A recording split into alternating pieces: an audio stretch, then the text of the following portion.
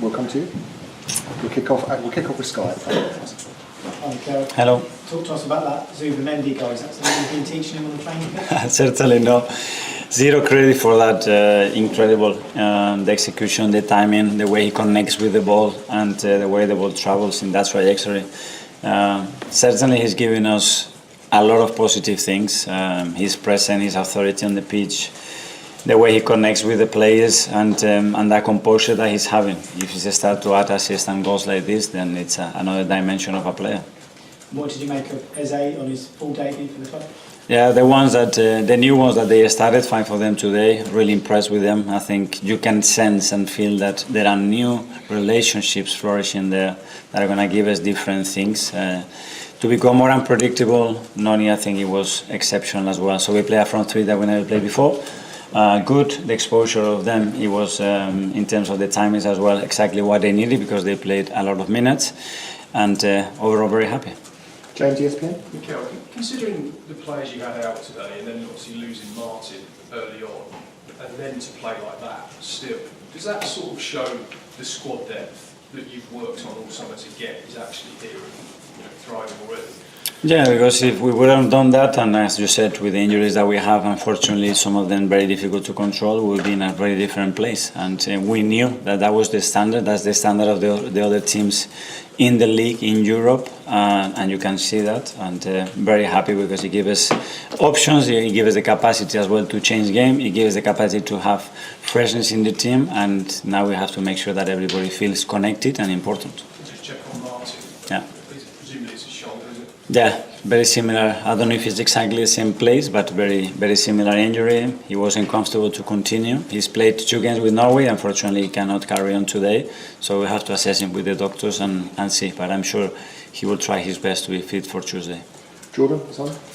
Just on Martin, because it's a very similar injury and it happened and he was fine and it's happened again, do you think you may have to go down a similar route to what you did with Kai in terms of just having an operation, getting it sorted? Because it could... With Martin? Yeah. No, I don't think that's, well, I'm not the expert, but they weren't concerned at that level at all. I mean, the last time in a few days he was able to manage the pain, especially wasn't that the injury was that bad. I don't know the extent of 2 days, but hopefully no. And it's quite rare to see Declan not starting for Arsenal, but that is quite nice. Did he need that rest, and do you need to do that more? Yes, and as well because Mikel comes after scoring 4 goals in 2 games with a really high emotional state, and I want to use that. When a player is in that moment, I want to play him because he's going to bring something different with the qualities that they have, and Declan comes in and he will have an impact immediately, or will play the next game, and that's what we need to try to manage the best possible way. Can I just ask how you felt Ethan did in place of Martin? Because obviously throughout pre-season I think he played in that position quite often.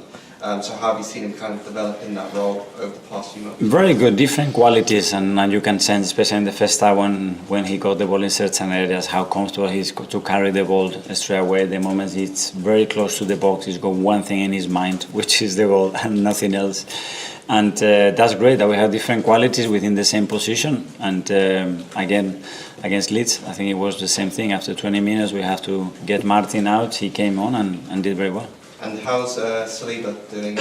He missed today, but yeah, he trained yesterday and he did the whole session and he was okay. I spoke to him afterwards and he said, I think I need a few more days. The turnaround has been too quick for the extent of the injury. So when a player says that, don't push it, and I think Moscow was very good.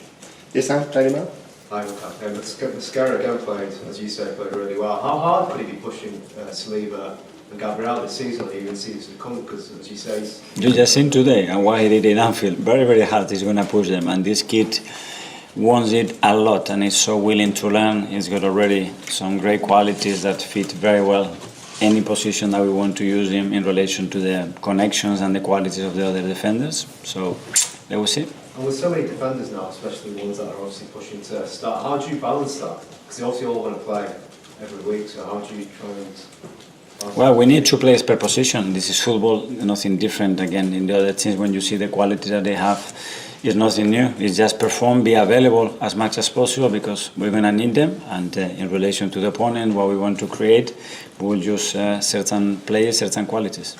Miguel, independent. Mikel, you mentioned the high emotional state there for Marino, Yeah. but all of the new players, or almost all of them, I felt like they had a big moment. How important is that in terms of like getting something like that this early, even as of today with the pass after Martin's goal? That's very positive because as well some of the players that we decided to come off, when you see the reception and the connection they build with our supporters already, that's exactly what you need, because that's going to help you. It gives confidence, it gives you more ambition, I think, to do better, and they are all in a good place, I think. And just on the depth, is that a specific response to what the Champions League is now, that you basically have a parallel league season? Yeah, and obviously the demands of the amount of players that the players have to play. They have to play 70 or 74 games throughout the season. It's never been done. When the intensity goes that high, they are not going to be able to sustain that. So you need more players. The standards have raised. We need better players, and there's no secret. Tom, Football London. Hi, Mikel. You talked before the game about the perception of your side, how they approached the Liverpool game. Obviously, you talked about that game and this game, two opposite results. Did you see a difference at all in how you approached both games and the intent to win both games? No, they're the same. Hopefully you were in the preparation for the game in my meetings. James, CBS. Mikel, you mentioned Noni earlier. Could you reflect on what it is he's brought to the squad that's a bit different? I mean, it seems like when he gets the ball, he just goes. Yeah.